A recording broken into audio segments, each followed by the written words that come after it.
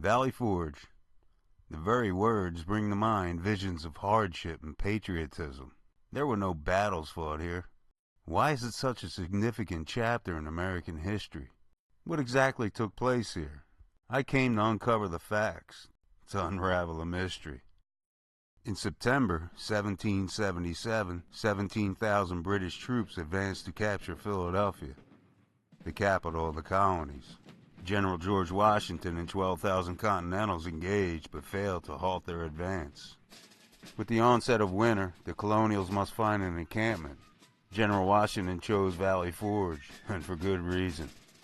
Aptly named Mount Misery to the west and the Schuylkill River to the north afforded protection from assault. Valley Creek supplied fresh drinking water, and its proximity to Philadelphia enabled the Army to monitor British troop movements. In December, 11,000 men, of which 2,000 were even without shoes, filed into Valley Forge, ill-equipped, cold, hungry, and without shelter. Log cabins were hastily erected. Men slept on wooden bunks, many without blankets. Food and supplies were lacking due to inadequate bureaucracy, corruption, bad roads, and citizens of divided loyalty. Disease and exposure accounted for 3,000 deaths, and by February 4,000 men were declared unfit for duty. Still, they persisted to build fortifications against attack, to drill and persevere under adverse conditions, for love of country, devotion to duty, and loyalty to General Washington. There are many heroes to the Revolution.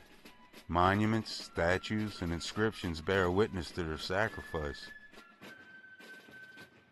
A Prussian named Baron Frederick von Steuben taught the colonials the art of European warfare and soldiering, and instilled discipline.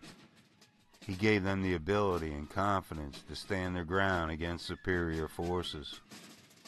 By the advent of spring, a loose federation of militias had become a unified and determined army that eventually forced the British to treaty and gained our independence.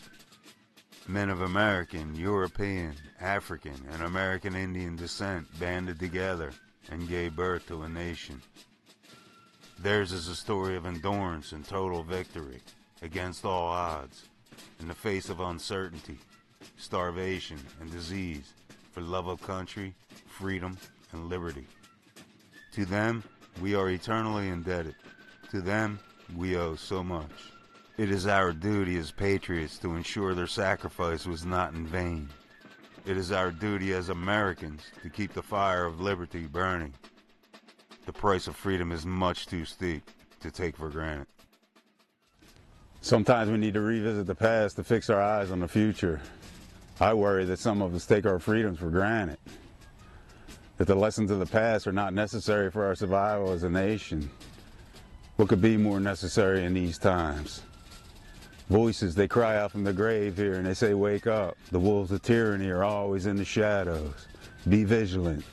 Give an inch and they'll take a mile. Keep these guns silent. Do not turn them on yourselves. Do not divide yourselves. You owe it to future generations, and you owe it to us.